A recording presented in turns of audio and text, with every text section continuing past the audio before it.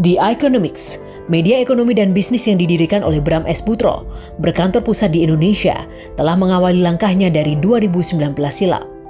Selama berkarya lebih dari 2 tahun di bidang media massa berbasis digital ini, inovasi terus dikembangkan.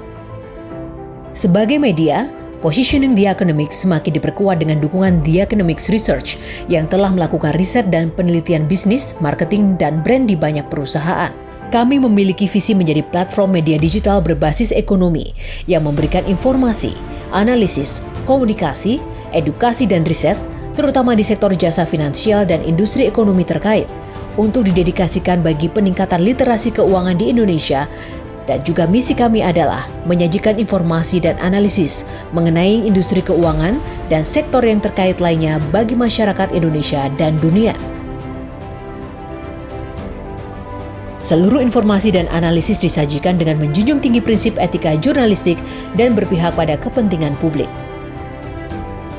Dalam beradaptasi dengan kenormalan baru akibat pandemi COVID-19, kami pun terus berupaya mengimbangi dinamika ekonomi bisnis yang terjadi dengan berbagai program yang kami selenggarakan. Di masa para pelaku bisnis dan pengambil kebijakan wait and see maupun mengambil langkah dengan hati-hati, maka membuat kami untuk selalu menyajikan program-program yang adaptif dan bisa mendorong optimisme. Demikian pula dengan The Economics Research, yang juga menjadi pilar kami semakin agresif melakukan riset-riset yang berbasis online, seperti mengenai brand reputation, brand image, brand awareness, brand equity, customer satisfaction, dan business strategy. Di era kenormalan baru, banyak program-program baru yang kami hantarkan melalui berbagai platform digital, mulai dari konten-konten yang berbasis platform online hingga webinar serta virtual event yang inovatif. Sebagai perusahaan yang berkecimpung di industri kreatif, tidak hanya substansi dari konten saja yang menjadi concern kami, tapi sentuhan sisi artistik juga menjadi concern kami dalam memberikan pengalaman baru dan journey kepada publik. Oleh karena itu, lahirlah iCom, sebagai unit kami yang fokus pada bidang jasa kreatif dan marketing communications. The Economics akan senantiasa berkomitmen untuk menjadi perusahaan anak bangsa yang tidak berhenti berinovasi dan akan ekspansi ke mancanegara. Dengan kerja keras dan idealisme disertai dukungan yang luar biasa dari partner dan klien, telah memberikan kepercayaan diri yang tinggi dalam mengejar cita-cita kami untuk menjadi salah satu media dan institusi riset ternama di Indonesia. The Economics, leading disruption economy.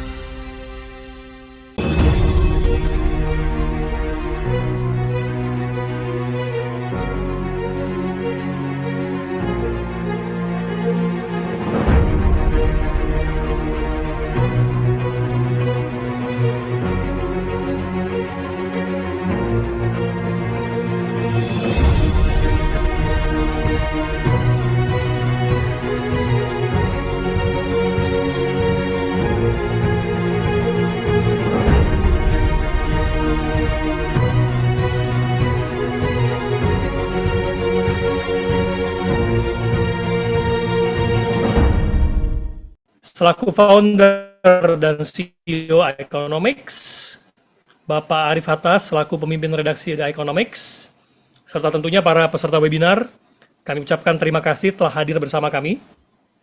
Dan perkenalkan kami mengucapkan terima kasih kepada PT Pertamina Persero yang telah mendukung terselenggaranya acara kita pada hari ini. Kami juga ucapkan terima kasih kepada para asosiasi yang telah mendukung terlaksananya webinar kita hari ini. Ada APRI, Asosiasi Perusahaan Public Relations Indonesia, kemudian juga PAVI, Public Affairs Forum Indonesia, IPRA, Humas, Ikatan Peranata Humas Indonesia, dan silahkan follow akun media sosial kami yaitu Instagram The Economics, TikTok The Economics, dan jangan lupa untuk subscribe Economics TV. Lanjutkan dengan acara, marilah kita terlebih dahulu menyanyikan lagu Indonesia Raya.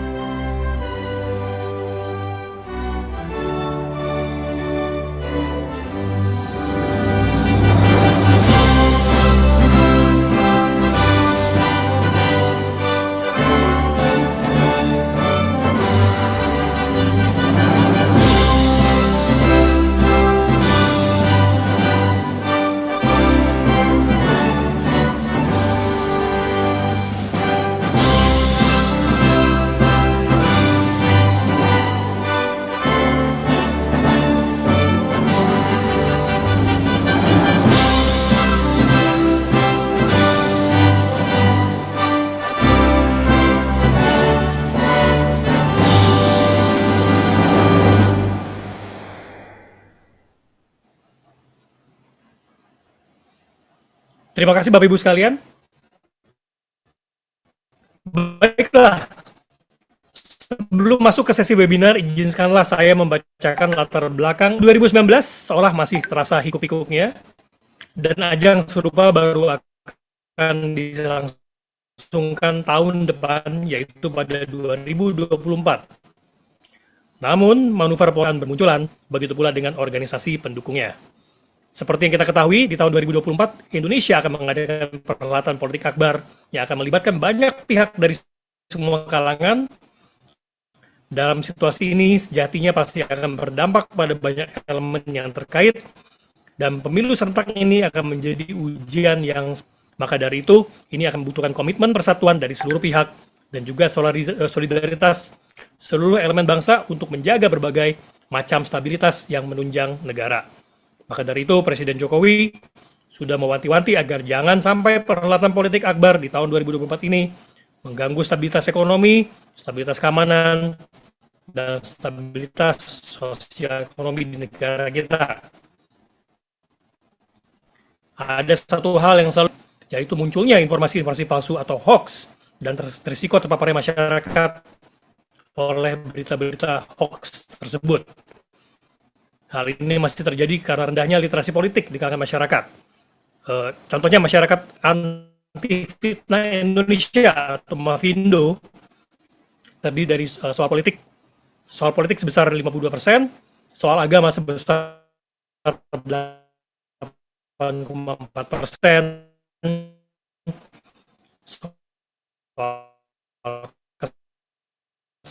kesehatan sebesar 7%, soal sosial media, dan ditakutkan pernyataan-pernyataan yang salah ini bukan cuma berakibat pada keresahan masyarakat, namun juga akan memperlambat bertindak konservatif.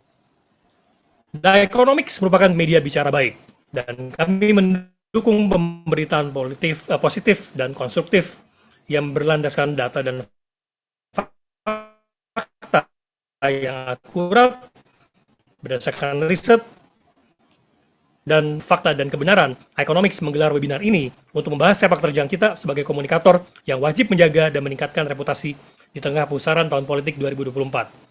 Dengan tema Pemilu Jangan Ganggu Stabilitas, Mulutmu Harimaumu. Untuk itu, untuk memulai webinar pada hari ini, saya persilahkan Bapak Arif Hatta selaku pemimpin redaksi The Economics. Oke, terima kasih Bro Alex. Assalamualaikum warahmatullahi wabarakatuh. Salam sejahtera untuk kita semuanya. Yang kami hormati Bapak Ali Mokhtar Ngabalin, tenaga ahli kantor staf Presidenan. Selamat siang Pak Ngabalin. Kemudian Bapak Silih Agung Wasesa, Vice Chairman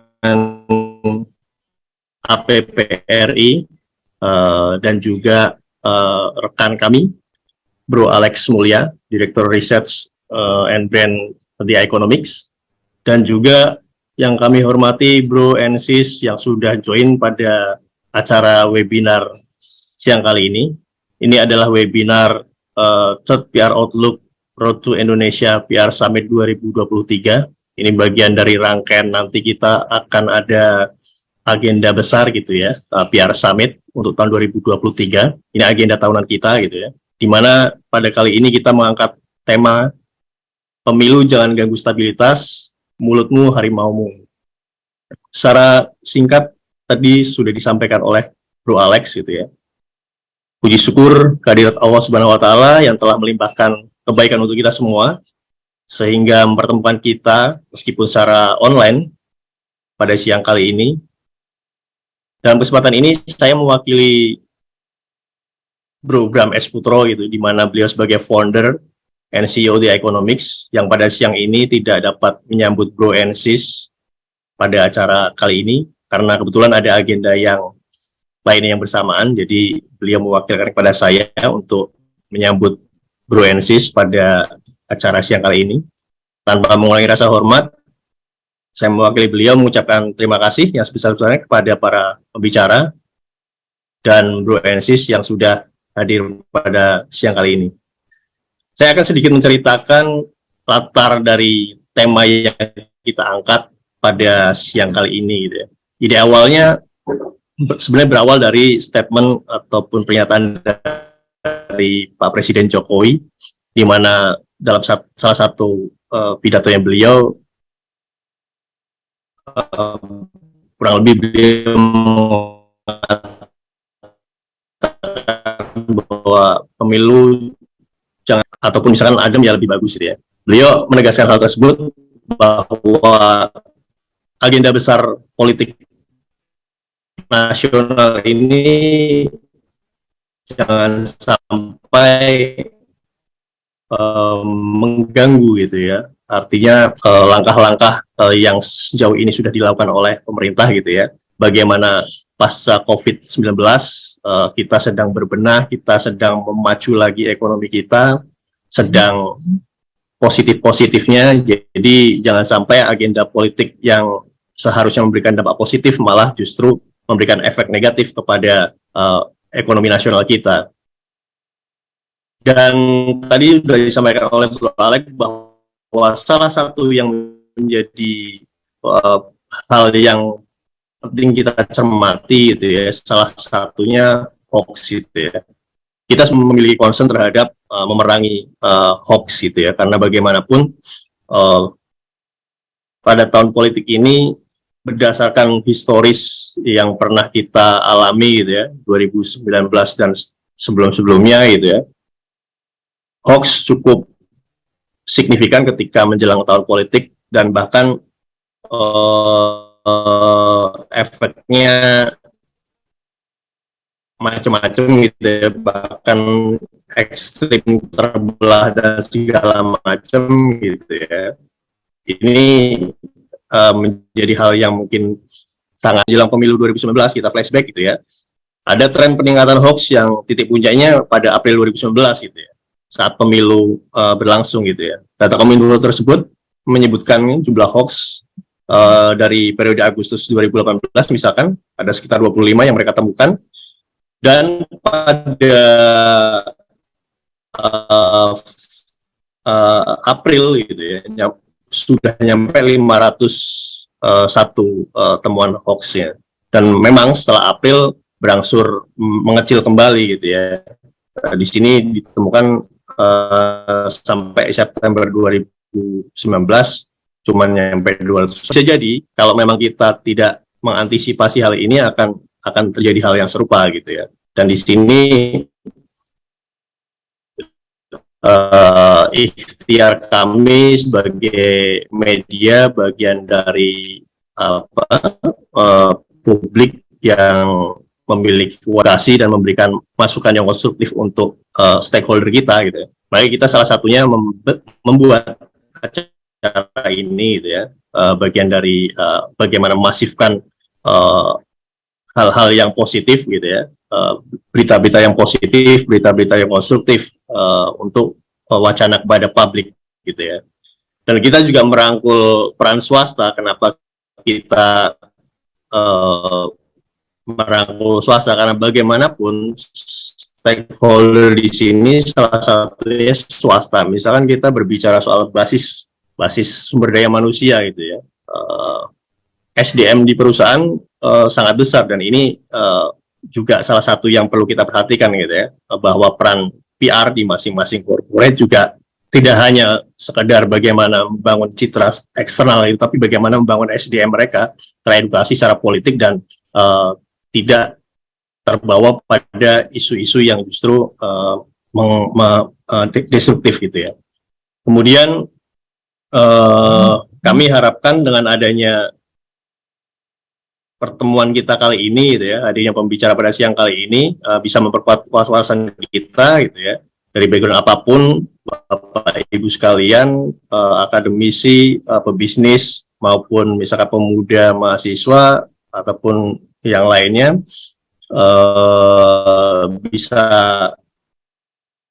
bisa memahami bahwa hari ini kita harus bersama-sama memasifkan wacana-wacana yang positif untuk yang dapat kami sampaikan. Semoga webinar ini dapat memberikan manfaat luas bagi kita semuanya. Terima kasih kepada para pendukung acara siang kali ini, pada Pertamina Persero, dan juga kita didukung oleh asosiasi. Terima kasih untuk APPRI, IPRA Humas, PAVI, dan PAVI. Terima kasih atas dukungannya. Demikian kami ucapkan terima kasih. Selamat berdiskusi. Wassalamualaikum warahmatullahi wabarakatuh.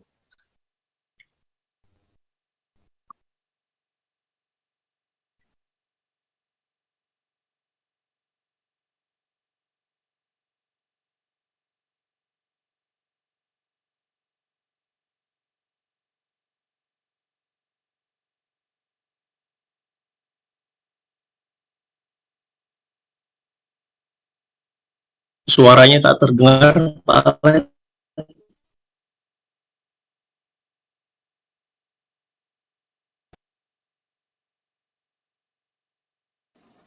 Oke, sorry, saya ulangi ya. Thank you, Bro Hatta ya. Thank you, thank you.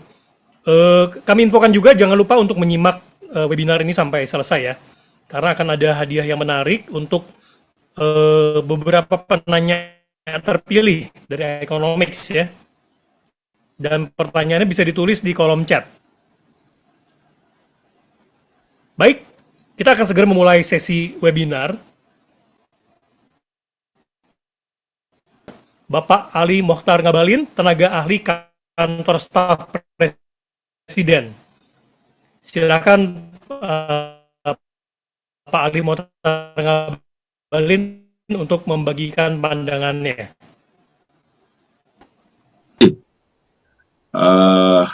Bro Alex, terima kasih dan Selamat datang, semua. Pak Motor Ngabalin. Ya, selamat siang. Assalamualaikum warahmatullahi wabarakatuh.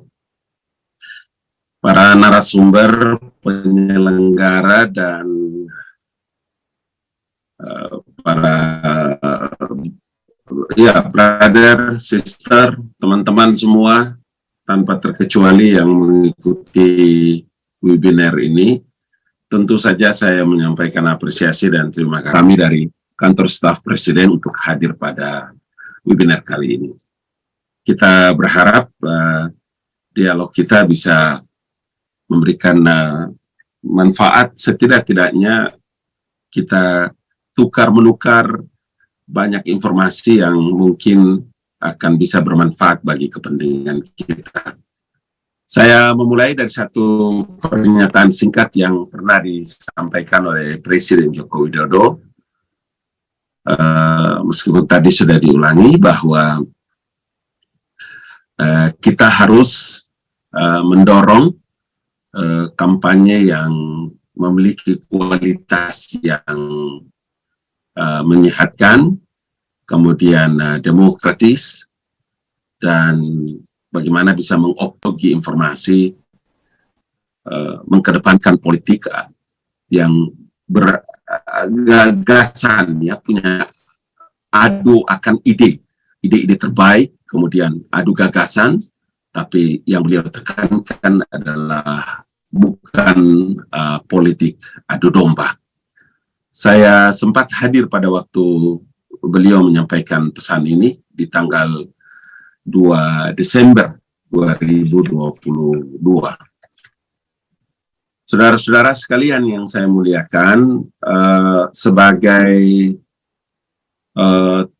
tenaga ahli dari Kantor Staf Presiden, mengajak teman-teman mengetengahkan ada 5 arahan penting yang disampaikan oleh Presiden Joko Widodo dalam pemilu 2024 akan datang. Jadi yang pertama itu adalah bagaimana memang harus disiapkan peraturan teknis dan koridor hukum yang jelas agar akan datang itu kita tidak boleh lagi mengulangi gaya dan cara penegakan hukum periode-periode kemarin.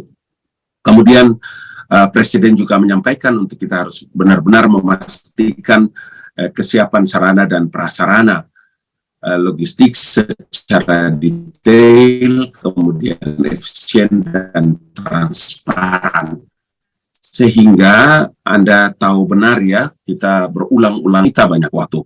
Yang ketiga adalah bagaimana meningkatkan pengetahuan. Jadi ada semacam sosialisasi, pengetahuan, keterampilan, prasarana, kemampuan yang dimiliki, kemudian dari resources, dari sumber daya manusia di setiap tingkatan. Jadi dari tingkat KPU pusat sampai dengan bawah, paling bawah. Kemudian yang keempat yang beliau menyampaikan arahan kepada kami semua, kemudian diglorifikasikan juga oleh Bapak Kepala Staf Kantor Staf Kepresidenan, itu adalah bekerja dengan benar-benar secara efektif dan efisien, utamanya adalah dalam mengelola. Dan yang kelima itu adalah memperkuat politik bagi para kontestan maupun masyarakat untuk mewujudkan pemilu di Indonesia yang damai. Kita harapkan seperti itu, dan Presiden menyampaikan arahannya, kemudian jujur dan memiliki integritas yang tinggi. Saudara-saudara yang saya muliakan, dari sisi kelembagaan memang momentum 2024 dan 2029 itu akan menjadi tahapan konsolidasi yang penting untuk mencapai kematangan demokrasi di Indonesia.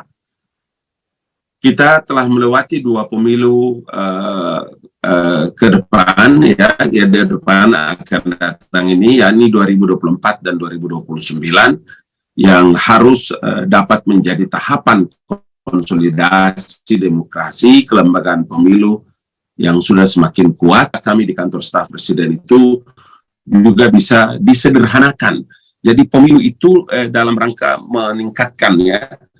Jadi penjelasan lebih detail dari apa yang disampaikan oleh Bapak Presiden itu, kita punya kedewasaan dalam pesta demokrasi, sehingga dalam pesta demokrasi itu di masa-masa yang akan datang itu benar-benar kita mandiri, kemudian orang merasa senang, sehingga peran serta setiap warga dalam mengikuti pesta demokrasi, dalam memilih pemimpinnya, kemudian dalam memilih anggota calon-calon legislatif perwakilan rakyat Republik Indonesia, itu benar-benar orang welcome, orang kemudian berlarut-larut dan terjadi pemecahan di tengah-tengah masyarakat, terbelahnya masyarakat, itu akan sangat merugikan kepentingan kita. Maka dalam catatan saya yang ingin saya kemukakan itu adalah bagaimana kita bisa membangun komunikasi itu. Menurut kami di kantor staf Presiden, ya saya ada di kedeputian yang dipimpin oleh Mas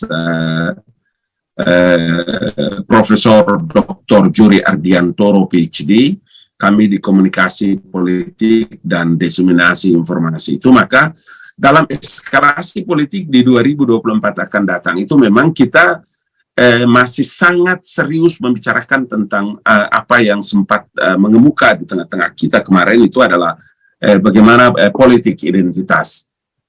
Kemudian misinformasi termasuk di dalam adalah ujaran kebencian atau hate speech, dan inilah yang kenapa kita berulang kali membicarakan tentang pentingnya literasi digital kepada masyarakat, kemudian melakukan mitigasi dalam skala politik yang lebih besar, sehingga semua hal-hal yang menjadi kekhawatiran kita terjadi di tengah-tengah masyarakat ketika pemilu itu datang, maka kita punya kemampuan untuk bisa melakukan semua itu. Ini perkara penting yang harus kita bicarakan secara serius. Maka kami telah membuat beberapa tantangan-tantangan yang memang harus dipersiapkan di lapangan. Tantangan pemilu itu mesti dipersiapkan. Umpamanya, bagaimana persiapan pemilu ini harus benar-benar bisa diketengahkan. Kemudian semua orang bisa transparansinya, kemudian tata kelola pemilu yang accountable, kemudian bagaimana masa kampanye dan semuanya. Ini menjadi bagian yang tidak bisa lepas dari berapa besar tantangan-tantangan di lapangan, karena kita sudah lewati itu semua. Maka kita mesti persiapkan dengan baik. Sehingga kekhawatiran-kekhawatiran kita yang pernah kita hadapi, yang pernah kita temukan, seperti temuan isu hoax per kategori di pemilu 2019 itu luar biasa. Umpama berita hoax tentang politik itu kita temukan sampai 916 perkara penting. Ada tentang masalah pemerintahan, kemudian berita hoax tentang kesehatan, berita hoax tentang kejahatan-kejahatan lain-lain. Begitu juga termasuk di dalamnya adalah bagaimana fitnah, ujaran kebencian, saling mencaci maki, menghujat, perkara-perkara internasional, bencana alam, segala macam. Temuan-temuan isu berita-berita bohong ini dalam kategori yang tadi saya sebutkan itu adalah hal-hal yang tidak boleh tidak. Memang harus segera kita antisipasi dengan baik, sehingga apa-apa yang harus kita buat dan kita lakukan. Bagi pemerintah ini penting. Makanya kenapa saya berkali-kali kemudian untuk dan atas nama pemerintah dari kantor staf Presiden, kemudian tanpa maksudnya, jangan lagi ada orang membicarakan tentang penundaan pemilu, jangan lagi ada orang membicarakan tentang 3 periode dan lain-lain sebagainya, karena itu akan merusak satu sistem nilai yang sudah dibangun. Karena itulah kenapa kita perlu lakukan ini, sebab kita membutuhkan partisipasi masyarakat yang lebih besar dalam pelaksanaan pemilu akan datang. Nah, poin-poin inilah yang saya kira bagaimana kita sama-sama bisa mendorong partisipasi pemilih dan stakeholder yang ada, kepemiluan untuk bisa menjaga stabilitas maya dalam mengawal pemilu 2024 akan datang. Saudara-saudara sekalian yang saya muliakan, saya merasa yakin bahwa kalau ini kemudian menjadi konsen kita semua untuk membicarakan, kemudian seluruh elemen bangsa ini, ya, teman-teman dari NGO termasuk kawan-kawan yang menggelar acara ini, The Economic ini, terus-menerus kita harus bergulat, terus-menerus kita harus berdiskusi, terus-menerus kita bicarakan. Kami juga dari Istana Negara, dari pemerintah, didorong terus secara transparan, terbuka, sehingga kita mengharapkan apa yang terjadi dan apa yang akan dilakukan pada pemilu akan datang itu pemimpin yang memiliki akuntabilitas yang tinggi, percaya, jujur. Karena apa? Karena kita melaksanakan pesta demokrasi dan pemilu ini benar-benar bisa dirasakan manfaatnya oleh seluruh masyarakat. Ini presentasi saya, saudaraku, sebagai awal, dan saya akan terus mengikuti acara ini sampai selesai. Seraya saya kembalikan waktu ini kepada moderator Bung Alex. Semoga bermanfaat. Kantor Staf Presiden Republik Indonesia dan tenaga ahli utama KSP. Bye-bye. Wassalamualaikum warahmatullahi wabarakatuh. Terima kasih Bang Ali atas paparannya. Saya persilakan untuk teman-teman di sini untuk bertanya langsung kepada Pak Ngabalin ya, kepada Bang Ali. Jangan lupa teman-teman untuk penanya terpilih akan mendapatkan sedikit cenderamata dari Economics. Sebelumnya saya ini ada sedikit 3 tahun yang lalu ya, Bang Ali, ini saya share sedikit, tapi grafiknya nggak ada, mungkin saya bacakan aja ya. Seperti yang tadi Bang Ali sempat sampaikan bahwa karakter ya, integritas itu kan sangat penting untuk bisa membuat orang memilih seorang kandidat tertentu ya.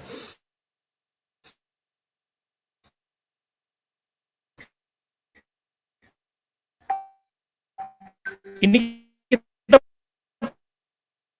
52% ya. Jadi 52% dari responden itu akan memilih calon pemimpin, calon presiden yang karakternya mereka sukai ya, yang memiliki integritas dan kredibilitas gitu ya. Itu 52%.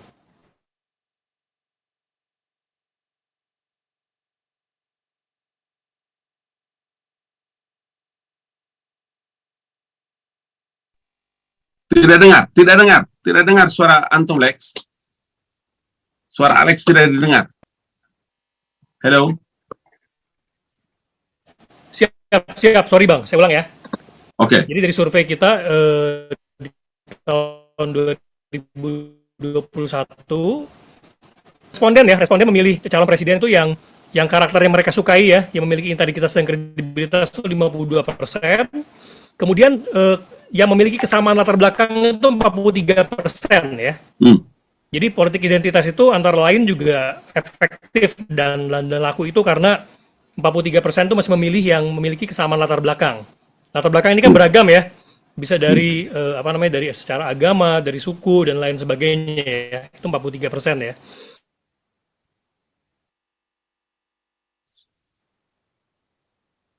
Lex, dengar lagi Lex. Suara hilang, suara tidak dengar. Oke, sorry. Sekarang saya ulang sedikit. Jadi untuk karakter, identitas dan kredibilitas itu 52% dipilih oleh responden. Kemudian kesamaan latar belakang itu 43%. Visi pemerintahan itu hanya 31%. Ya. Padahal kan sebenarnya visi pemerintahan itu harusnya menjadi mayoritas ya. Mungkin 70% gitu seharusnya ya. Dan kemudian dipilih berdasarkan rekomendasi dari kerabat itu 44% ya. Ini memang lebih dari 100% secara total ya. Jadi karakter itu 52%, kesamaan latar belakang 43%, visi pemerintahan 31%, dan rekomendasi dari sanak atau kerabat itu 44%. Ya ini kan bisa sampai sekitar 150%. Karena memang ini sifatnya multi respon ya, di mana setiap responden itu bisa memilih lebih dari satu alasan bagaimana mereka menentukan kandidat presiden gitu ya. Nah jadi kalau kesamaan latar belakang itu masih komponennya masih besar sekali, 43%, maka latar belakang itu bisa dijadikan komoditas politik ya. Dan kenapa politik identitas itu menjadi efektif itu karena masih besar ya, 43% itu memilih berdasarkan kesamaan latar belakang. Kemudian juga rekomendasi kerabat 44%, itu kan jadi besar sekali ya.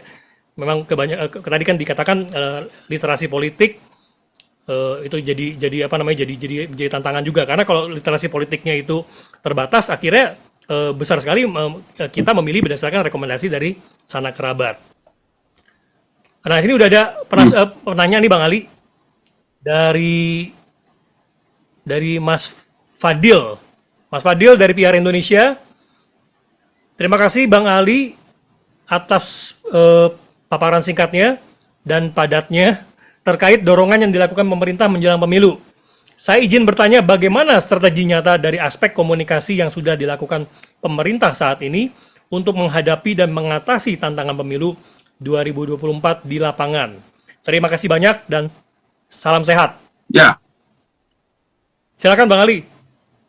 Jadi kalau dari aspek komunikasi tidak ada lain dan tidak ada bukan, memang kita mendorong ya, karena kan seperti kita ketahui bahwa pemilu itu diselenggarakan oleh sebuah lembaga independen yang diatur oleh Undang-Undang Dasar 1945.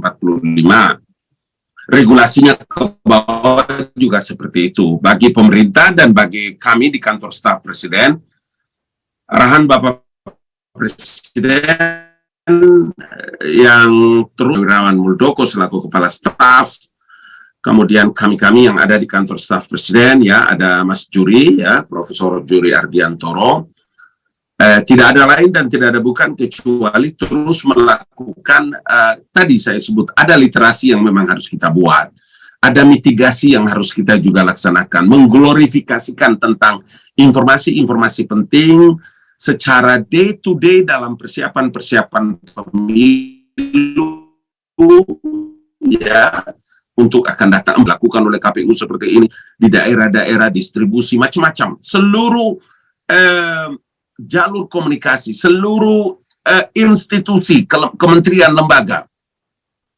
Karena di kantor staf Presiden itu dia menjadi koordinasi bagi kementerian, lembaga dalam banyak informasi-informasi dan kerja-kerja atau proyek-proyek strategi pemerintah yang harus dilakukan. Karena itu ada SK khusus dari surat perintah dari Bapak Presiden, sehingga memang kenapa saya menjadi sangat amat penting dan berulang-ulang kali menyampaikan agar membutuhkan dukungan, kerjasama bareng-bareng dari kawan-kawan, itu tidak ada lain karena tadi tugas komunikasi, sosialisasi, terus menyampaikan, sehingga kalau ada berita-berita hoax, ada lagi yang membicarakan tentang penundaan pemilu, 3 periode dan lain-lain, itu kita mesti hadapi sama-sama. Kita mesti perang sama-sama terhadap berbagai berita-berita yang orang sengaja menggunakan untuk memanas-manasi keadaan dan lain-lain sebagainya. Di beberapa tema-tema dialog kita masih sering ada bicara seperti itu. Menurut saya ini adalah satu langkah dan cara-cara yang menghambat, membuat buyar di tengah-tengah masyarakat. Di akar rumput itu kacau orang itu loh. Nah, kalau kita tidak punya tanggung jawab yang sama seperti ini, bagaimana nanti pemilu dia akan datang? Begitu, brother. Siap. Satu lagi pertanyaan dari Bang Ali, ini pertanyaan dari Pak Frans Sinaga ya. Selamat siang Bapak Ngabalin. Apakah ada solusi dan skenario stabilitas ekonomi pada pemilu 2024 mengantisipasi berita-berita hoax yang dapat memicu destabilisasi ekonomi di 2024? Nah, ini cara yang sedang kami siapkan beberapa langkah-langkahnya, di antaranya adalah memang kami mengkomunikasikan ini dengan pelaku-pelaku ekonomi. Jadi beberapa pelaku-pelaku ekonomi yang secara langsung irisannya langsung dengan masyarakat, umpama yang ada di pasar, kemudian ada yang memang secara ekonomi juga mereka mapan, ada di ruang publik. Kami juga ikut terus mengkomunikasikan ini kepada para pelaku-pelaku ekonomi ya, untuk dari seluruh sektor ya, dari seluruh sektor, agar bagaimana bisa bersama-sama dengan pemerintah ya. Itu yang tadi Bang Ali bilang bahwa ada peran swasta swasta, ada masyarakat sipil, ya, teman-teman NGO, kemudian kampus-kampus. Kami juga menggunakan strategi komunikasi itu sehingga tidak boleh menghadapi pemilu itu kemudian ada orang yang mengganggu terjadi beredarnya atau ekonomi yang terganggu ketika pemilu itu dilaksanakan. Nah, saluran-saluran komunikasi ini memang tidak bisa kalau hanya pemerintah, hanya TNI, kepentingan bersama. Orang bicara tentang negara, orang bicara tentang masa depan bangsa dan republik ini. Maka kita punya tanggung jawab yang sama-sama. Saya kemarin bicara di Sekolah Tinggi Teologi Bethel Petamburan, di depan para pendeta, di depan para sivitas akademik, di depan para mahasiswa, alumni, dan lain-lain. Momentum kita di 2024 ini mengganggu perekonomian, apalagi sosial politik, sehingga membuyarkan seluruh ini. Nggak bisa. Nggak boleh lagi ada orang yang berperilaku seperti pemilu-pemilu kemarin dan mengacaukan jalannya pemilu dengan KPU dan lain-lain sebagainya. Saya kira itu poin terpenting yang saya kira harus segera kita juga bicarakan menjadi fokus. Begitu. Baik, Bang. Satu lagi dari Pak Stevie Leonard Harrison. Pertanyaan kepada Bapak Ali Muhtar Ngabalin, juru bicara KSP. Bagaimana strategi pemerintah dalam mengantisipasi kegelisahan masyarakat akan situasi dan kondisi pemilu 2024, terutama melalui dunia digital, di mana literasi dan kesadaran masyarakat belumlah mapan dan matang. Terima kasih. Ada dua hal. Sekali lagi bahwa peran serta kita semua memiliki kearifan dalam menggunakan media sosial. Saya sekali lagi ulangi. Kita memiliki kearifan yang penting dalam menggunakan media sosial. Kalau media mainstream memang kita juga dalam nanti mungkin saya belum lihat dia punya schedule detail, tetapi kepada media mainstream juga kita memang menyampaikan supaya karena sesuai dengan sifat, sesuai dengan teori ilmu komunikasi, sesuai dengan perannya, fungsinya, maka media dia harus tetap independen. Dia tetap harus bisa menyuarakan aspirasi-aspirasi masyarakat, tetapi media itu sendiri tidak boleh menjadi subkoordinat dari siapapun orang calon, siapapun partai politik. Ini penting dari peran semua kita, sehingga di dunia digital itu ada kita kenal dengan media sosial. Ini yang saya kira dia tidak punya tanggung jawab moral, tidak ada sistem nilai orang bicara di sana soal masalah poin-poin ini. Makanya memang kenapa penting untuk harus kita punya tanggung jawab yang sama, untuk kita harus juga bisa mengedukasi masyarakat, minimal keluarga kita atau lingkungan yang ada di tengah-tengah kita, supaya kekhawatiran kita terhadap segala kemungkinan yang terjadi itu betul-betul bisa kita minimalisir. Itu pandangan.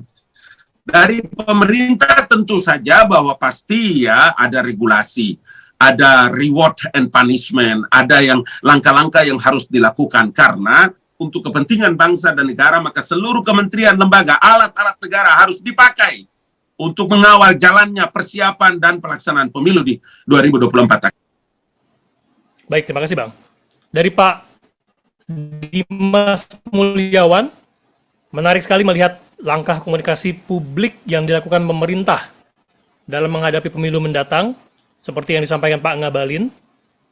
Nah, bagaimana pemerintah membangun komunikasi publik yang konsisten, tidak berubah-ubah pesannya, agar masyarakat pun semakin paham pentingnya pemilu sehingga tidak muncul informasi-informasi yang menyimpang atau hoax. Terima kasih, Pak. Iya, ini salah satu langkah. Ini salah satu cara yang sedang kita lakukan ini. Makanya kenapa saya begitu sangat respon sekali ketika diminta juga untuk bicara di forum ini. Karena untuk dan atas nama pemerintah, untuk dan atas nama negara kan, berita-berita hoax. Kalau Anda menanyakan tentang perubahan regulasi, jangan lupa pemilu itu dilaksanakan oleh institusi independen yang namanya KPU. Dia tidak akan mungkin mengeluarkan peraturan KPU, dia tidak mengeluarkan satu regulasi yang bertentangan dengan undang-undang pemilu. Dan undang-undang pemilu itu tidak mungkin bertentangan dengan Undang-Undang Dasar tahun 1945. Begitu. Baik, Bang. Saya juga ada sedikit pertanyaan. Tadi sebelumnya Bang Ali sempat bahas mengenai pemanfaatan media ya, dan juga pengendalian media, bagaimana pemerintah mungkin perlu juga memonitor dan mengendalikan media ya, baik media yang dikuasai oleh pemerintah maupun media yang private ya, yang swasta gitu ya. Kalau Bang Ali lihatnya bagaimana efektivitas berbagai macam media ya, misalnya kita bicara digital, media digital ya. Media digital kan sepertinya belum menjangkau grassroots secara optimum ya.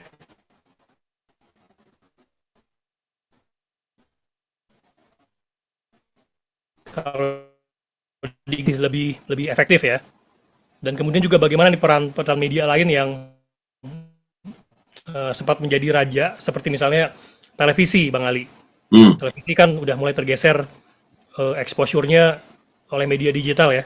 Tapi kalau radio is something different ya. Radio itu kan lebih murah dan juga lebih merakyat ya. Di daerah-daerah tertinggal, di daerah-daerah pelosok mungkin radio masih menjadi media yang paling sering didengar gitu.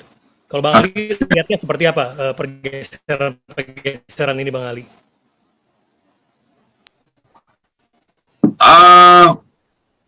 Kalau dari kantor staf presiden ya, jadi begini.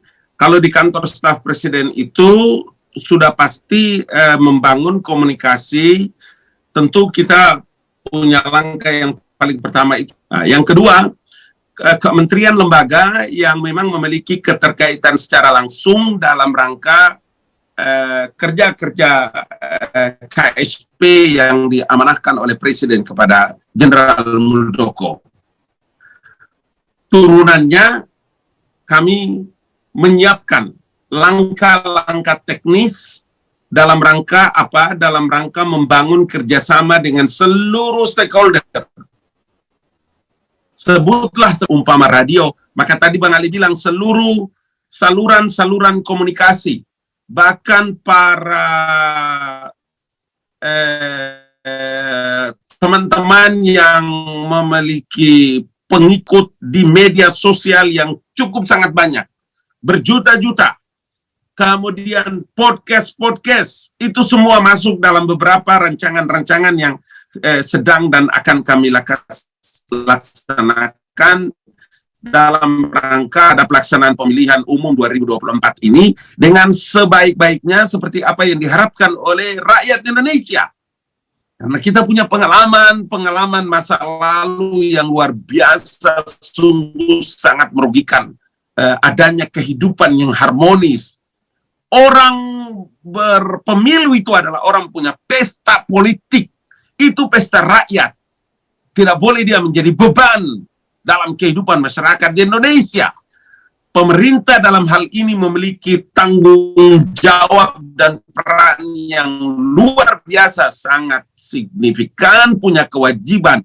Maka perintah Presiden Joko Widodo dengan 5 arahan tadi, dengan langkah-langkah yang kami dapatkan dari berbagai temuan-temuan masukan oleh Jenderal Muldoko sebagai Kepala Staf Kepresidenan, langkah-langkah ini yang kita lakukan, Brother Alex, ke kementerian, lembaga, kepada seluruh stakeholder, baik itu media mainstream maupun media sosial, kepada opinion leaders, kepada ormas-ormas Islam, Kristen, Katolik, Protestan, Hindu, Buddha, Konghucu. Bahkan kemarin dan beberapa kali sudah kita lakukan juga dengan teman-teman yang aktif punya aliran kepercayaan. Sehingga ini semua kita lakukan karena Presiden Joko Widodo mengharapkan agar pemilu 2024 ini adalah puncak dari barometer pelaksanaan pemilu terbaik dalam sejarah perjalanan politik di tanah air. Suaranya kurang terdengar, Bang Ali. Hey, luar biasa ini abang sudah berteriak. Oke, begitu penjelasan saya. Siap, terima kasih Bang Ali. Ini juga ada ucapan terima kasih dari Pak Frans Sinaga. Baik, terima kasih penjelasannya Bapak Ngabalin. Pak Stevie Leonard juga terima kasih atas jawabannya. Pak Ali Ngabalin, sehat selalu dan salam untuk jajaran KSP. Terima kasih. Salam juga buat Pak Muldoko. Baik, dari Economics ada ini ya, ada plakat apresiasi untuk Bapak Ali Mohtar Ngabalin, tenaga ahli kantor staf presiden. Plakat digital nih sepertinya Pak Ngabalin nih. Siap. Itu bisa menambah saya untuk menyelesaikan profesorku. Oh, lagi proses professorship di mana? Sebentar selesai. Ada proses professorship ya. Nanti Abang Ali kasih tahu supaya tidak terlalu asik di ruang ini. Tapi bantu doa ya secepatnya. Siap. Baik, terima kasih Bang Ali atas paparannya, atas insight-nya yang diberikan kepada Economics dan juga teman-teman di sini. Selamat menunaikan tugas ya. Karena terima kasih. Penting sekali. Salam kawan-kawan. Terima kasih. Ya penting sekali. Jangan bosan-bosan mengundang Bang Ali dan teman-teman di kantor staf presiden karena perintah Jenderal Muldoko, kami harus setiap saat siap untuk hadir bersama-sama dengan semua stakeholder dalam membicarakan tentang pemilihan umum di 2024. Begitu juga kawan-kawan yang mungkin media online dan macam-macam yang hadir di tempat dialog kita ini. Bang Ali juga menyampaikan apresiasi dan terima kasih. Semua yang saya sampaikan ini boleh ditulis tanpa off the record, terbuka untuk publik untuk bisa dibicarakan. Terima kasih. Assalamualaikum warahmatullahi wabarakatuh. Shalom. Terima kasih Bang Ali. Nanti minta waktunya kita Economics untuk bikin liputan khusus dengan Bang Ali ya. Dengan senang hati, Terima kasih. Dan teman-teman di sini juga kita berkewajiban untuk membantu pemerintah untuk menyelenggarakan pemilu yang netral, yang tentunya bukan memihak kepada pemerintahnya ya. Kita bantu untuk menyelenggarakan pemilu yang netral, antara lain pemilu yang bebas hoax, pemilu yang berkecerdasan, di mana masyarakat pemilih itu memiliki informasi yang cukup. Maka itu kita bukan cuma wajib untuk membantu menyampaikan visi para kandidat, tapi juga memberikan wawasan yang netral ya tentang kelebihan dan kekurangan masing-masing kandidat gitu ya. Oke, makasih. Assalamualaikum warahmatullahi wabarakatuh. Terima kasih Bang Ali, terima kasih. Sampai ketemu ya, Thank you. Waalaikumsalam warahmatullahi wabarakatuh. Baik Bapak Ibu sekalian, untuk pertanyaan lebih lanjut bisa dititipkan kepada Economics untuk kita sampaikan kepada Bang Ali. Bisa secara tertulis atau chat kepada tim Economics ya. Nanti untuk tadi ada Bapak Fadil, kemudian juga Pak Frans Sinaga ya, Pak Stevie Leonard. Ada sedikit ada Pak Abdul juga ya. Pak Abdul tadi pertanyaannya, strategi komunikasi yang dilakukan jika terjadi kericuhan dalam pemilu 2024 itu tadi belum sempat saya tanyakan kepada Bang Ali ya. Kemudian Pak Dimas Mulyawan juga ya. Terima kasih pertanyaannya. Jangan lupa tim Economics dicatat teman-teman yang sudah menyampaikan pertanyaannya, dan kita akan berikan sedikit cenderamata. Berikutnya kita akan segera beranjak kepada pembicara kedua yang juga tidak kalah serunya ya. Ini dari praktisi ya, Bapak Silih Agung Wasesa, PPRI. Silakan Pak Silih Agung Wasesa untuk menyampaikan paparannya.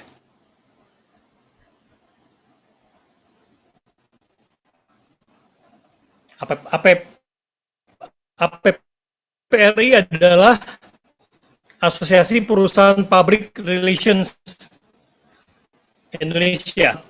Kami sediakan.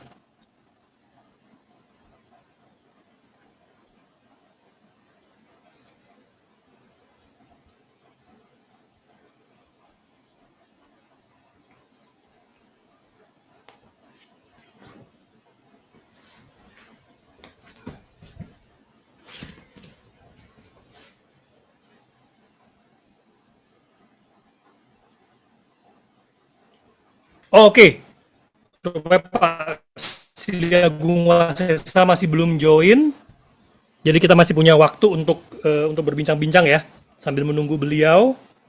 Teman-teman di sini jika ada pertanyaan kepada para narasumber,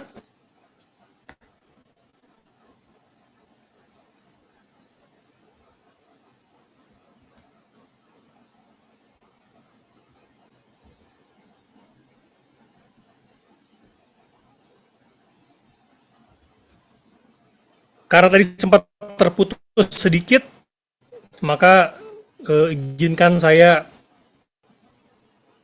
sedikit mengulang tentang temuan kami ya pada tahun 2021. Jadi Economics ini juga kita memiliki unit riset Brand Research and Strategy Economics. Saya jadi koordinator risetnya. Selain riset-riset untuk perusahaan-perusahaan, untuk pemerintah, untuk BUMN dan lain sebagainya, kita juga ada riset-riset. Kita pernah pengen tahu, kita tanyakan kepada kalau nggak salah mungkin 700 responden dari berbagai kota ya, tentang kalau mereka memilih presiden ya itu dasarnya apa gitu ya. Ini kita masukkan 4 parameter. Karakter, kesamaan latar belakang, kemudian visi pemerintahan, dan rekomendasi. Ini kita pernah baca kalau di negara maju, yang paling utama itu adalah visi pemerintahan gitu ya. Jadi, karena mereka percaya kredibilitas dari semua kandidat, kemudian juga latar belakang udah nggak masalah ya. Latar belakang itu bukan hal yang besar gitu ya. Karena kalau latar belakangnya sama tapi visi pemerintahannya kurang menarik, kurang menguntungkan, ya mungkin nggak akan dipilih juga gitu ya. Jadi karakter itu bukan hal yang utama, kesamaan latar belakang itu bukan hal utama ya. Yang paling penting adalah visi pemerintahan. Adalah kalau di Indonesia ternyata hasilnya lumayan kontras, lumayan berbeda jauh ya. Dari studi kami itu kan kelihatan ya bahwa yang paling dipentingkan di sini malah adalah kalau kita lihat ya adalah karakter ya, integritas dan kredibilitas ya. Jadi orang yang terkenal, orang yang terlihat ramah, menyenangkan, kemudian juga approachable gitu ya. Itu jadi faktor yang sangat penting. Itu 52% dari responden kami memilih orang yang karakternya mereka sukai. Besar sekali ya kalau di survei kami ya. 43% gitu ya. Di mana ini kan sebenarnya bisa dibilang given kesamaan latar belakangnya ya. Dari ya latar belakang itu bisa dari suku yang sama, mungkin dari latar belakang agama yang sama gitu ya. Kemudian juga macam-macam gitu. Jadi kalau kesamaan latar belakang ini menjadi faktor yang sedemikian dominan 43%, itu artinya kandidat yang memiliki latar belakang yang berbeda, yang berasal dari mungkin dari kaum minoritas itu terbelakang, mereka bisa memilih presiden kulit hitam gitu ya, dimana itu kan sebenarnya minoritas di sana gitu. Tapi kalau di sini sepertinya sulit ya, karena latar belakangnya beda banget gitu ya. Di Indonesia kalau visi pemerintahan itu cuma 31%, ini kan sangat kita sayangkan. Kontras dengan di negara maju yang mungkin bisa sampai 70-80% gitu ya visi pemerintahan. Ini bisa karena dua hal ya, bisa karena visi itu tidak tersampaikan gitu, atau karena memang kepercayaan terhadap pemerintah terdahulunya itu rendah ya. Jadi kalau visi tidak tersampaikan tuh bisa dimengerti karena visi itu kan seringkali sulit dimengerti ya. Jadi tidak tersampaikan karena sulit dimengerti, atau mungkin juga karena keterbatasan media gitu ya. Kemudian, tapi di lain sisi, ketidakpercayaan atau kekurang percayaan terhadap pemerintah yang terdahulu, itu yang menyebabkan terjadinya semacam apatisme. Terjadi semacam persepsi bahwa apapun yang dilakukan atau apapun yang dijanjikan itu ya udah nggak relevan gitu. Sebagian besar janjinya mungkin nggak terrealisasi dan lain sebagainya ya. Itulah kenapa mereka lebih suka, responden lebih suka memilih responden yang punya latar belakang yang sama. Karena ekspektasinya kan kalau latar belakang yang sama, mungkin dari suku yang sama, dari pulau yang sama, agamanya sama, itu akan lebih dibela ya. Di mana pemerintah berikutnya itu akan lebih melindungi atau memprioritaskan mereka yang memiliki latar belakang yang sama dengan si presidennya gitu ya. Jadi visi itu nggak terlalu relevan gitu. Masih seperti itu persepsinya hasil survei kami. Nah kalau rekomendasi dari kerabat ini juga sama besar sekali ya, 44% ya. Jadi ketidaktahuan politik, kemudian juga adanya apatisme, literasi yang minim, itu mengakibatkan banyak dari kita itu yang memilih ya tergantung apa yang direkomendasikan oleh teman-teman kita gitu. Apa yang direkomendasikan oleh orang tua kita. Kalau orang tua kita mengatakan, oke, pilih aja kandidat A. Apa sebabnya kita pilih kandidat A? Ya karena temannya juga merekomendasikan kandidat A. Nah itu yang sering terjadi ya. Makanya adu janji atau adu visi itu efektivitasnya itu nggak terlalu tinggi. Yang lebih efektif itu adalah pendekatan populis, pendekatan bagaimana membuat karakternya itu menjadi approachable dan juga lebih populer gitu ya, lebih menyenangkan gitu. Kemudian juga menjual latar belakangnya ya, itu yang kelihatannya paling efektif untuk Indonesia, atau mungkin juga ini rumus yang berlaku untuk negara-negara berkembang.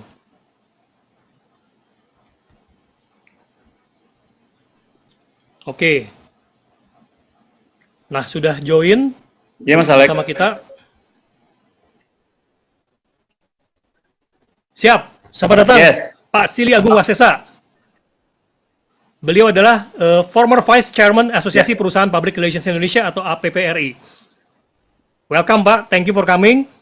Saya panggilnya Pak Agung Pak ya, atau Pak Sili Banyak banget yang punya nama Agung soalnya kan. Benar. Sili lebih unik brandingnya. Baik Pak Sili, waktu dan tempat kami persilakan. Thank you Mas Alek. Sorry agak telat. Tadi ada meeting sampai ke kelupaan. Jadi menarik sih sebetulnya kalau kita bicara tahun politik ya, yang ketakutan banyak orang tapi kemudian juga didorong masing-masing tuh bikin gara-gara lah. Masing-masing bikin gara-gara. Ya kayak stabilitas jadi terganggu. Ini yang jadi perhatian penting nih. Karena kalau kita bicara pemilu sama Amerika. Kalau Amerika mungkin karena udah lama, kecuali zamannya Donald Trump ya. Donald Trump itu kan memang kemudian terbelah dan kemudian mereka berantem. Tapi sebelum itu mereka sebetulnya sangat dewasa tuh. Jadi politik stabil, industri juga jalan, investor juga masuk gitu. Jadi nggak ada masalah dengan itu. Nah, sementara di kita investor udah pasti nggak usah investor lah. Klien-klien dengan budget marketing aja budgetnya pasti dikurangin. Komunikasinya pasti dikurangin pada saat tahun politik, karena berapapun budget yang mereka keluarin itu kalah dengan suara politik. Nah ini yang harus kita lihat gitu. Nah sampai seberapa jauh sih sebetulnya sampai tidak politik itu tidak mengganggu stabilitas, sebetulnya memang tergantung penguasa yang paling penting. Yang paling sederhana kita kenal dengan buzzer lah, bahwa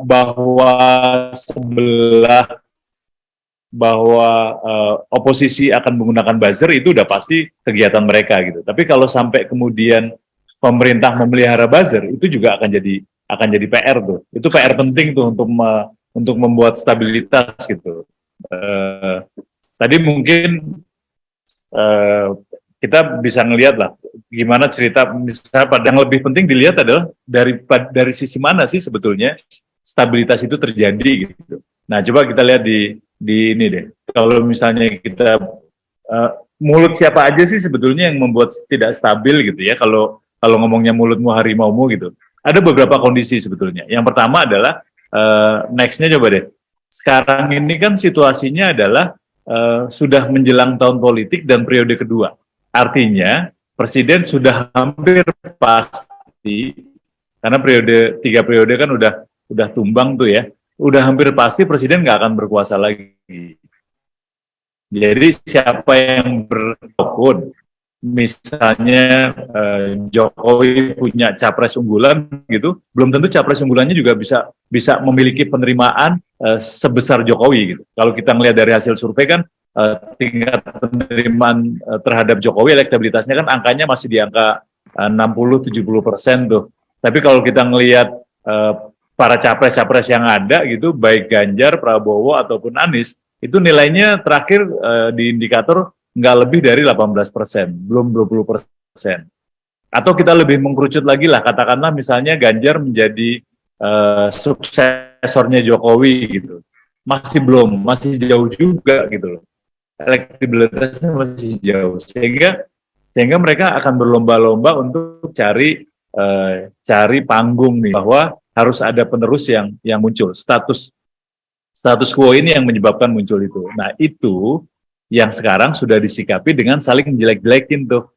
Yang satu ngejegal Anies, yang satu ngejelek-jelekin Ganjar gitu ya. Itu udah mulai muncul tuh. Kebiasaan itu udah mulai muncul. Makanya saya ngeliat peran teman-teman PR juga jadi penting, terutama juga teman-teman media gitu ya. Bagaimana mengedukasi para pemain politik ini bahwa sekarang itu tahunnya adalah tahun kolaborasi, bukan kompetisi. Karena pemilih terbesar anak muda besok itu adalah pemilih Gen Y yang mereka hidupnya adalah hidup nyaman, mereka nggak suka kompetisi. Mereka itu sukanya kolaborasi. Jadi kalau kita kampanye dengan kolaborasi, yang ada tuh. Tapi ya mungkin kan itu mata pencarian ya, jadi agak susah juga tuh untuk menahan mereka tidak melakukan negatif campaign. Bukan hanya negatif campaign, bahkan sekarang sudah mulai muncul black campaign tuh. Black campaign buat Ganjar, black campaign buat Anies gitu, black campaign buat Prabowo gitu. Itu kan udah jadi industri. Nah, ini yang harus dipahami dulu nih. Pertama, kondisinya kayak gitu. Yang kedua adalah muncul era di mana sosial media, kemudian buzzer berbayar dan hoax itu menjadi komoditas tersendiri. Bahkan ketika pemerintah sudah membuat pasukan anti hoax gitu ya, tapi beberapa kasus kita melihat bahwa yang distempelin hoax itu ketika tidak menguji gitu, tidak ada gerakan untuk itu. Ini kan ini menarik nih. Mungkin teman-teman Kominfo juga bisa belajar nih dari sini, ketika ada lembaga stempel untuk menentukan ini hoax apa bukan, itu netralitasnya harus dijaga.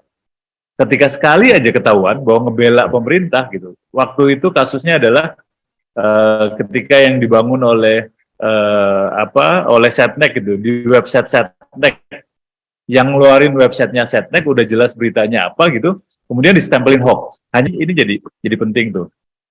Sosial media juga menjadi penting karena sekarang orang kan bisa bikin media secara cepat. Kita bikin website itu sehari juga udah jadi. Habis itu kita bisa ngambil konten dari mana-mana, itu udah jadi konten sendiri. Jadi belum ada kontrol yang ketat dengan media baru tuh. Itu kondisinya. Yang ketiga lebih kuat lagi adalah karena kita besok pemilu serentak nih. Besok pemilu serentak 2024 tuh pemilu serentak antara caleg, kemudian capres, kemudian beberapa saat kemudian calon kepala daerah. Sehingga muncul yang namanya back to back campaign.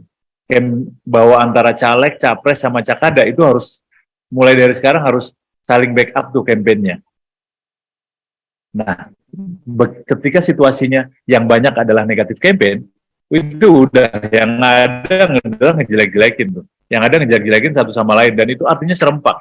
Bisa kebayang masyarakat kita itu kemudian disuguhin dengan kegiatan-kegiatan seperti itu. Nah, ini yang stabilitas juga jadi terganggu. Dan kemudian yang terakhir adalah situasinya para petualang politik nih. Kan kita punya orang-orang yang tidak relate dengan satu dari siapa yang bisa disapa gitu. Mungkin di periode pertama Jokowi, wah dia ngata-ngatain Jokowi lah. Negara ini akan hancur kalau nggak diumumin kalau dipegang sama Jokowi gitu. Tapi tahu periode kedua dia jadi jubirnya Jokowi kan, petualang-petualang politik. Nah kan sekarang dia lagi nyari tempat nih yang kayak gini nih. Gue besok ke siapa ya? Kalau enggak gue nggak makan nih. 5 tahun ke depan bakal nggak makan gitu. Itu yang itu yang jadi repot kan, karena kemudian mereka jadi sket. Itu yang jalan itu cuma 50%, bahkan mungkin nggak nyampe. Menterinya tuh udah mulai siap-siap kampanye, nyari skoci penyelamat gitu ya, sehingga yang tadinya diem-diem aja sekarang tahu-tahu dia bisa berharap dia membuka aib ratusan triliun, kemudian dia dipecat. Jadi deh kasusnya kayak SBY itu teraniaya bisa jadi presiden. Kan itu, ini situasinya kemudian menjadi, stabilitasnya menjadi terganggu gitu ya, stabilitas menjadi terganggu. Saya nggak tahu nih apakah boleh nyebut nama apa enggak gitu ya, tapi biar seru sebetulnya nyebut nama, cuma nanti masalahnya jadi masuk ke undang-undang ITE kan nggak lucu juga gitu ya. Gitu sih Mas Alex, jadi kondisi untuk membuat stabil itu memang perjuangan panjang, tapi sebetulnya bisa dimulai dari satu titik dulu. Pemerintah kira-kira punya niatan untuk itu nggak? Ada stempel hoax-nya benar-benar dijaga nggak? Kemudian kedua, benar nggak udah nggak melihara buzzer lagi? Plus ya tadi, para pemain politik yang kedua adalah para kompetitor lah, bahwa mereka mau bermain sehat, nggak usah bermain secara kompetitif tapi kolaboratif.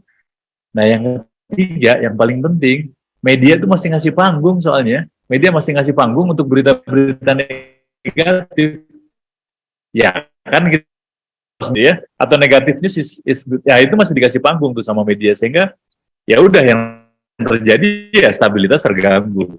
Pada sisi industri, kemudian industri menjadi wait and see. Apakah gue mau investasi sekarang apa enggak? Udah putusannya udah pasti lah. Nggak akan ada investasi selama tahun politik. Yang ada adalah setelah tahun politik. Gitu sih, Mas Alex, itunya awalannya ya, nanti kita bisa diskusi lebih banyak. Baik Pak Silih, thank you. Teman-teman, hadirin, silahkan mengajukan pertanyaan kepada Pak Silih, di mana beberapa pertanyaan terpilih kita akan berikan sedikit cendera mata ya dari Economics. Saya juga ada pertanyaan nih belum ada pertanyaan masuk nih dari teman-teman. Media sendiri kan sedang dalam transisi ya. Media konvensional dan bahkan media digital juga tentu nggak gampang untuk bisa survive. Yeah. Sehingga tindakan oportunis itu menjadi way of life lah ya bagi para media. Masuk Economics juga kita mencoba untuk ideal, tapi mungkin jujur kita bilang kita tuh 90% ideal lah, lumayan ya 90%. Cuma untuk menjadi 100% ideal juga mungkin sulit gitu kan. Nah, dengan berpihak kepada siapa dan juga tentang konten seperti apa yang ingin kita sampaikan gitu. Kalau kita lihat nih banyak teman-teman dari media-media lain juga yang mulai ya karena adanya kebutuhan untuk survive, mereka menjadi lebih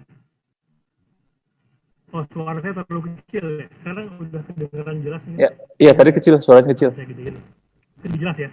Oke, lumayan. Udah kedengeran lah. Banyak yang mulai dari media-media lain menjadi yang lebih oportunis juga.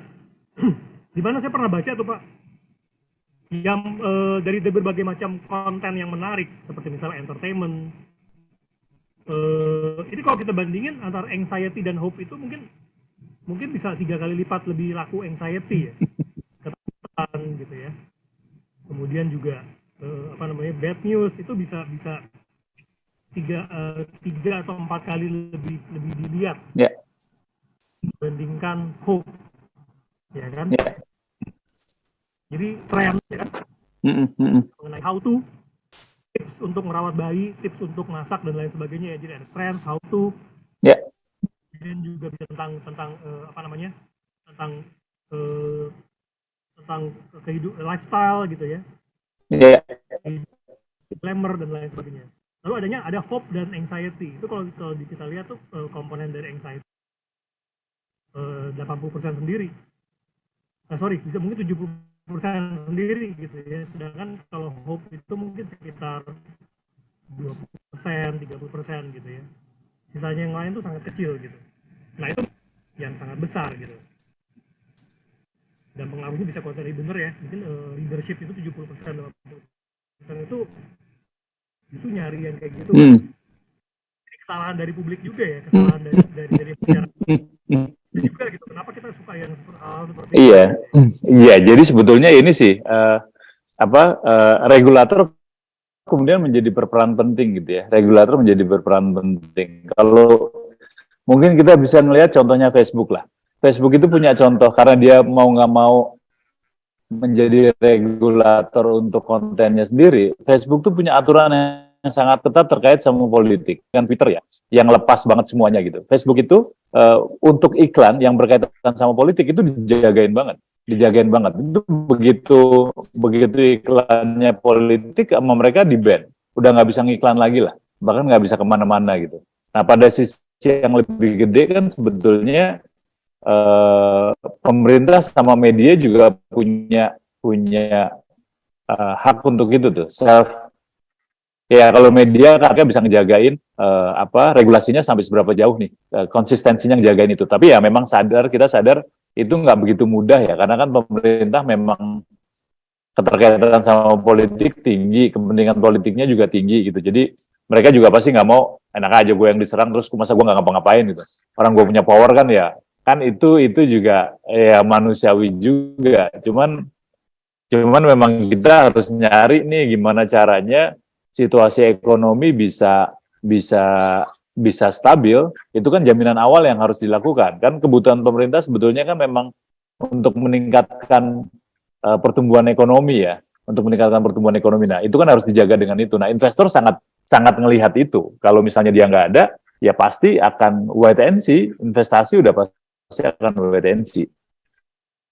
Lagi-lagi nggak usah investasi deh. Ini udah pasti setahun 2 tahun ke depan marketing budget udah pasti di-cut. Karena hiruk pikuknya luar biasa tuh.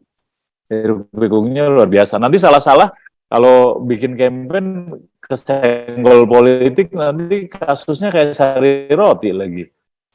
Gara-gara dibeli oleh 212 gitu, tahu-tahu pada nggak mau beli itu gara-gara sari roti kan repot juga. Jadi memang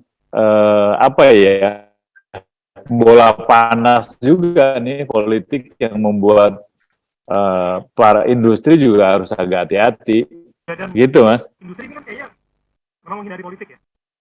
Jadi waktu ingat Bukalapak waktu itu berkomentar tentang apa waktu itu ya? Yang akhirnya banyak netizen yang responnya tuh katanya lupa bapak gitu ya. Padahal Bukalapak pernah kena ya itu.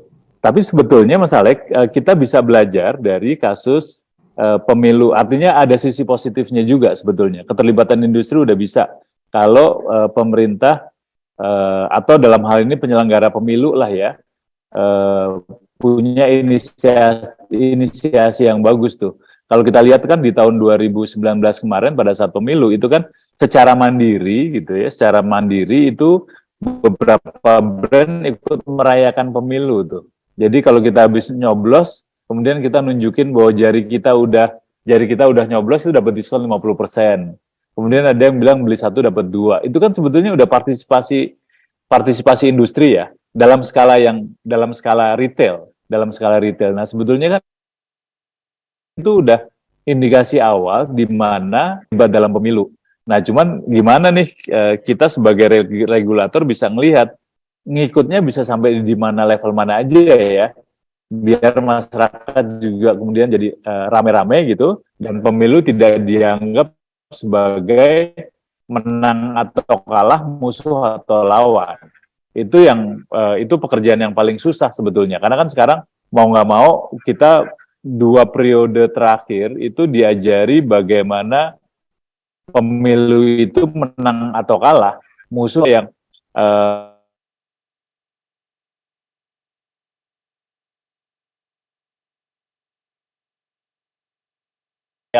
yang tidak dikuburin. Kalau itu kan hoax ya. Kalau ini beneran tuh.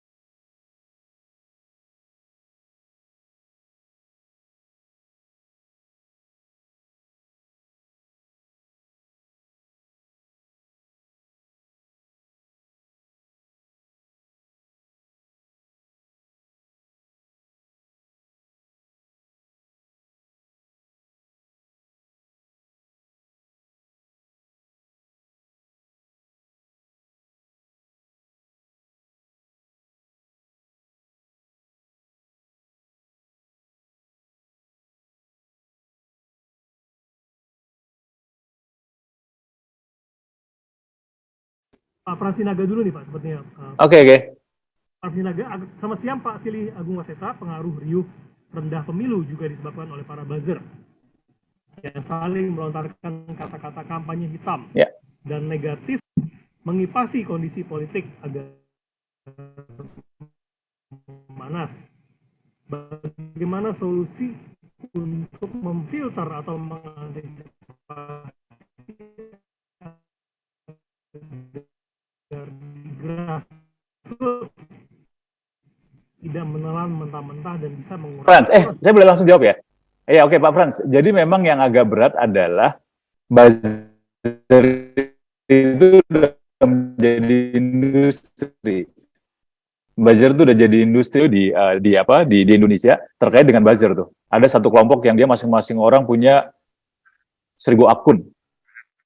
Dia bisa membuat pokoknya bisa menggiring percakapan menjadi sangat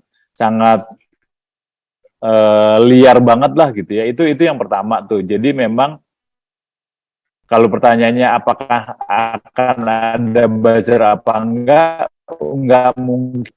Dia diformalisasi menjadi salah satu gerakan. Baik diformalisasi oleh partai politik oposisi, diformalisasi oleh partai politik pemenang pemilu yang jadi PR tuh, sehingga orang kampanye hitam dan kampanye negatif. Kalau kampanye negatif sebetulnya masih oke karena berdasarkan fakta gitu ya. Yang berat kan kemudian jadi black campaign. Black campaign itu kan kemudian dia fitnah yang seharusnya nggak ada kemudian dibuat menjadi ada gitu ya. Ini yang akan berat nih. Jadi kalau bicara menghilangkan buzzer hampir nggak mungkin karena itu udah jadi industri. Dan itu di private sector juga kuat gitu ya. Bahkan di Bali waktu itu sempat ada letusannya gitu ya, itu buzzer bekerja, buzzernya Thailand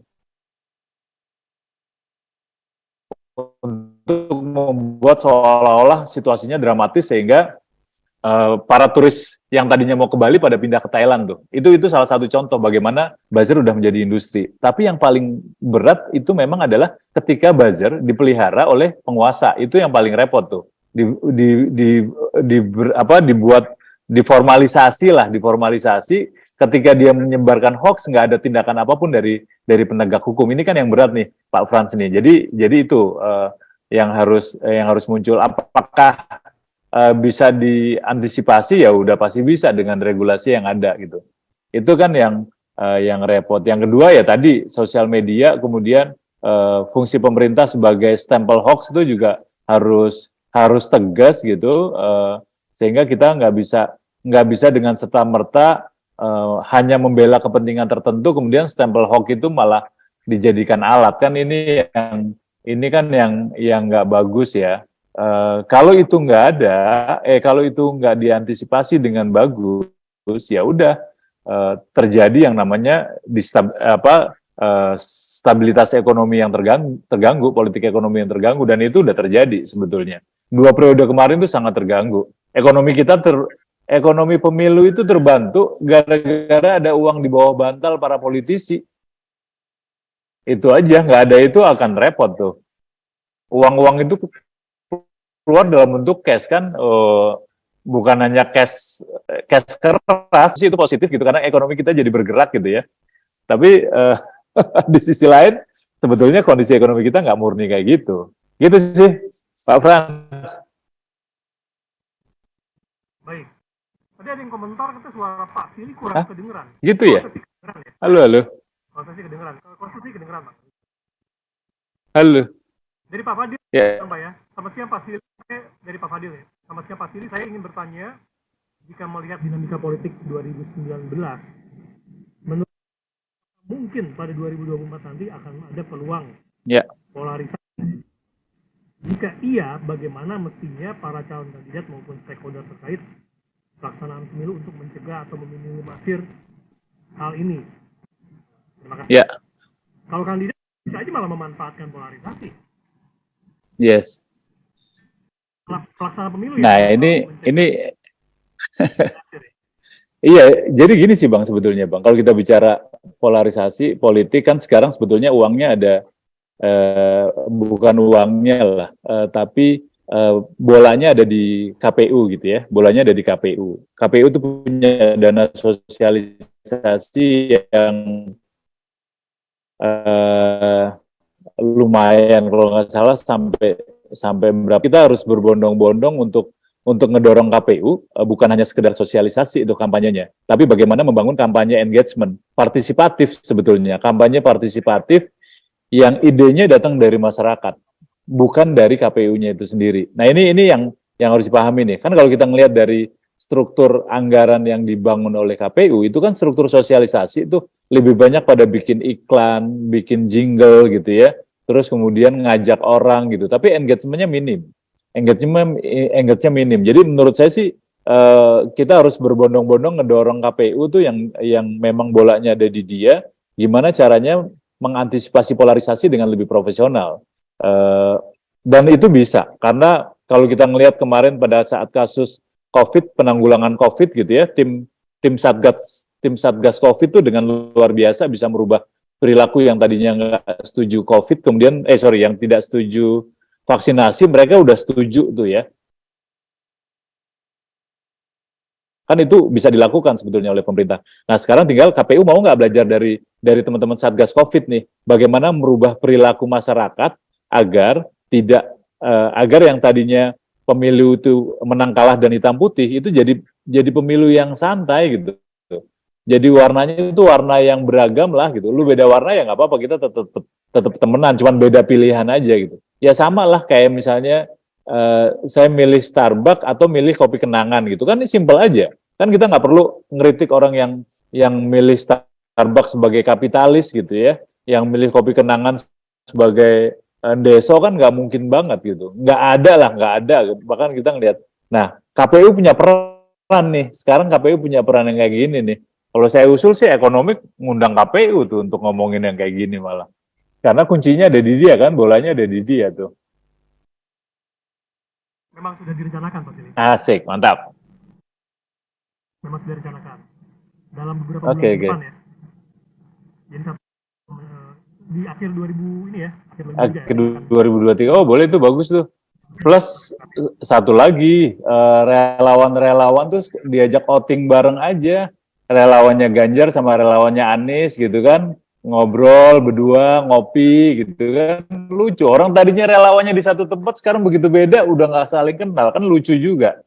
Udahlah, kita pemakan, kita yang satu ngomongin nasi pecel, yang satu ngomongin nasi rawon gitu aja, santai-santai aja gitu. Cuman gue nggak tahu abis ngomong kayak gini, abis ini pasti para relawan enak aja loh. Itu hidup mati itu 5 tahun ke depan tuh kan ya repot juga. Ya kalau nggak ada kontradiksi kan nggak ada ini ya, nggak ada. Nggak gitu Bang Alex. Tahun depan itu kan pemilihnya kebanyakan anak muda. Tahun depan tuh kan pemilihnya anak muda, Gen Z bahkan ya. Itu ada sekitar 61,2 juta kalau nggak. Saya lupa persisnya datanya, nanti harus dilihat lagi. Tapi mereka tuh nggak suka kompetitif. Mereka tuh sukanya kolaboratif tuh. Jadi ketika ada kampanye yang ngejelek-jelekin, itu mereka tuh itu yang harus dipahami tuh. Tapi memang buzzer kita kan usianya tua-tua ya, di atas 30 ya, di atas 40. Agak nggak paham nih dengan ini. Ya bukan nggak paham sih, sebetulnya paham, tapi kan itu masalah asap dapur ya. Nggak enak juga kan kalau mereka asap dapurnya ketutup kan, ya nanti repot. Tapi minimal itu yang harus dipahamin bersama tuh. Minimal itu yang harus dipahami bersama, sehingga ketika kita di bawah, yang kita omongin ya sesuatu yang santai aja lah. Sama kok, udah yakin lah. Siapapun presiden kita pilih, satu saat pasti kita akan kecewa sama mereka kok. Nah, itu harus dipahamin tuh. Atau bisa juga perannya berbeda ya Pak. Ah, iya benar. Simpati, Ya. dan wacana positif, bersifat aktif dan akomodatif gitu ya, itu si kandidat. Mungkin di belakang layar ada tim buzzer yang melakukan kampanye negatif terhadap Lawan. Ya kan? Jadi narasi-narasi negatif itu jangan dibawakan oleh si kandidat, oleh tim buzzer. Iya. Jadi si kandidat itu masih bisa menjalankan peran seperti yang tadi Pak Sili katakan ya, peran yang selalu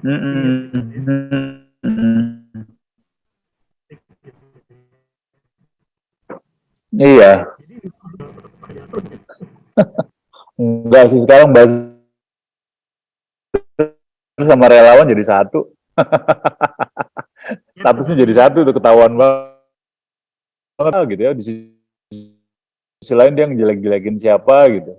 Itu emang, itu industri tersendiri itu. Saya nggak tahu nilainya berapa triliun tuh. Itu industri gede itu. Ya.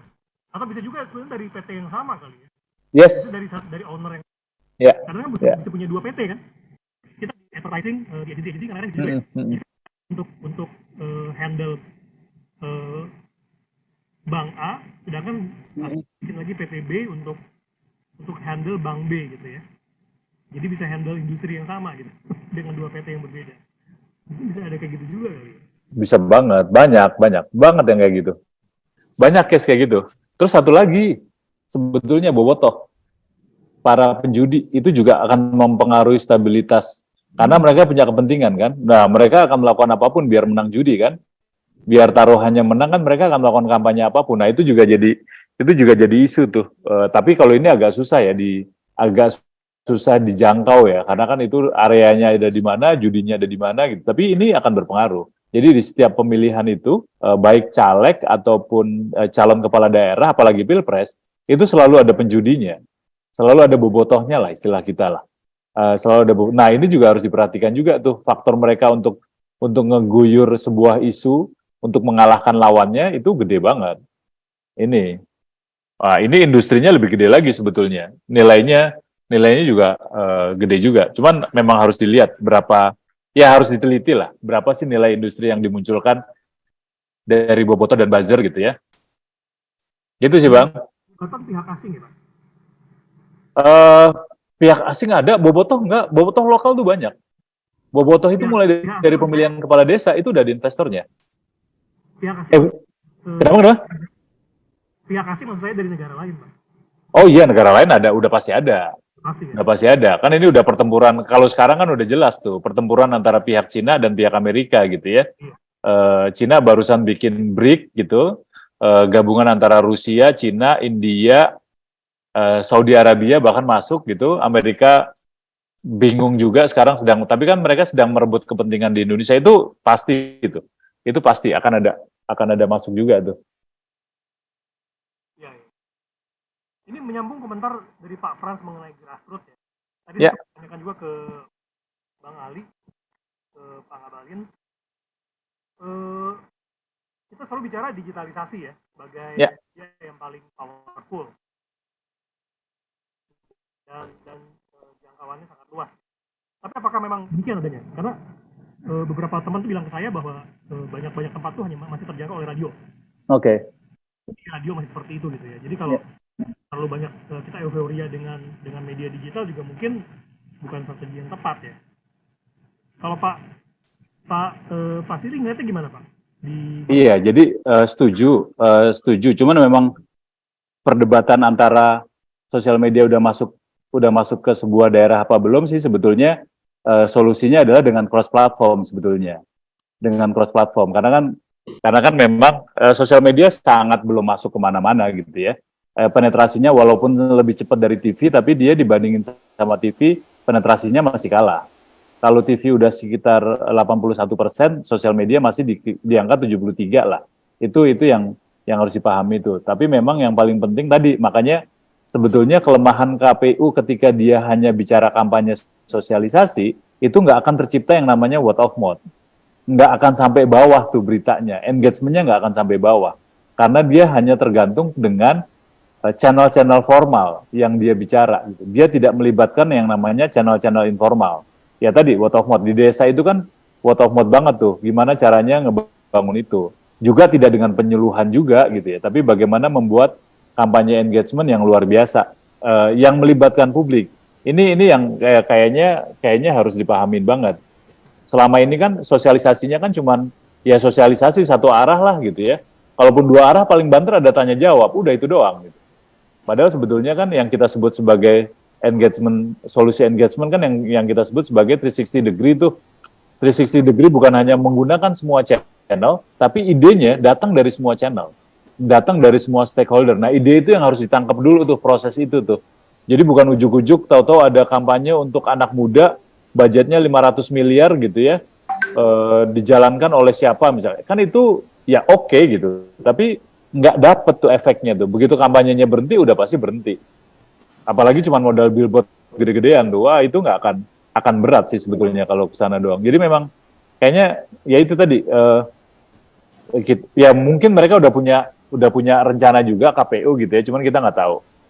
Dan mungkin teman-teman KPU bisa belajar dari teman-teman Kominfo juga kemarin pada saat Kominfo kan hampir setiap hari kena krisis tuh. Nah itu bisa kita tanyain juga tuh gimana menanggulangi krisis-krisis yang ada gitu ya. Gitu sih Pak Alek. Baik, Pak Sili. Pak Sili, ya. Kita memasuki babak akhir dari webinar pada siang hari ini. Oke. Apa pesan dan pesan-pesan untuk teman-teman di sini ya, para pelaku industri, kemudian juga ada teman-teman dari regulator, dari daerah juga nih. Pesan-pesan dari Pak Sili apa nih untuk kita semua nih Pak Sili? Pesan saya yang pertama sih sebetulnya kita kuatin yang pertama nih kuatin survei politik ya. Kuatin survei politik, tapi mungkin ada regulasi yang agak beda. Jangan sekali-kali memberi kesempatan mereka untuk mempublikasikan hasilnya. Sebetulnya biang kerusakan ada di situ tuh. Ketika itu dipublikasikan gitu ya, itu semakin mempercuram perbedaan di bawah gitu ya. Mudah-mudahan di sini ada teman-teman konsultan politik tuh. Itu sih pertama ya. Jadi oke lah, boleh survei. Toh industri komersial juga melakukan survei. Kita melakukan survei 3 bulan sekali gitu. Tapi nggak perlu diumumin siapa yang menang gitu. Kan kita tahu karena kan survei itu memang menjadi salah satu alat untuk menggiring opini publik gitu. Jadi rasanya perlu juga tuh kalau ada kebijakan boleh survei tapi nggak boleh diumumin. Jadi ya lu pakai aja sendiri, nggak usah orang lain nggak usah tahu gitu loh. Itu yang pertama. Yang kedua buat teman-teman media, udahlah ya memang situasi lagi nggak baik-baik aja gitu ya. Revenue juga lagi menurun. Tapi mungkin kita juga harus agak bijak ketika kita ngasih panggung tentang negatif campaign gitu. Negatif campaign gitu kan, itu yang harus dipahamin lah. Dan tadi sekarang kan memang media sudah mulai ada keberpihakan tuh ya. Setelah tahun 2000 berapa tuh Tempo bilang bahwa berpihak pada salah satu capres gitu, sekarang semua media kemudian berbondong-bondong. Tapi kemudian keberpihakan itu kan ada harganya. Tapi inilah, jadi ini peran yang muncul. Yang ketiga buat teman-teman PR, rasanya memang kita harus mulai belajar ngajarin bagaimana campaign itu sifatnya engagement, bagaimana merangkul, bukan hanya memberi saran aja sih sebetulnya, hanya sosialisasi tapi ngerangkul. Nah mudah-mudahan sih kalau dengan itu ya stabilitas akan lebih terjamin lah. Toh kita punya banyak contoh negara-negara lain di mana pada saat pemilu itu udah kayak nggak ada apa-apa gitu. Ya pada saat pemilu pada datang, tapi pada saat kampanye ya udah cuma ngelihat doang gitu. Tapi tidak sebagai sebuah sesuatu menang dan kalah ataupun menang apa benar dan salah gitu. Gitu sih, Bang Alek. Baik Pak Silih, tentunya kita berharap juga para kandidat, baik kandidat presiden maupun kepala daerah, legislatif juga untuk memainkan kartu politik yang damai ya, kartu politik yang tidak merugikan kita semua gitu ya. Karena biar bagaimanapun ini kan juga bangsa kita ya. Kita hidup hanya untuk sementara ya kan. Tapi legacy kita kemudian juga apa yang akan kita terima di akhirat kan itu lebih penting ya daripada ini semua gitu ya. Nah bagi teman-teman juga tentu kita harus menghadapi bukan cuma bisnis tapi juga peta politik ini dengan hati yang lapang dan dengan kepala yang dingin ya. Karena kalau kita terbawa emosi, kemudian yang dirugikan adalah kita sendiri dan kemudian anak cucu kita gitu kan. Jadi semua pihak ini dibutuhkan kearifannya dan juga kemampuannya berpikir secara lebih luas gitu ya, secara lebih bijak. Nah, tentunya terakhir kita harapkan partisipasi dari teman-teman semua ya untuk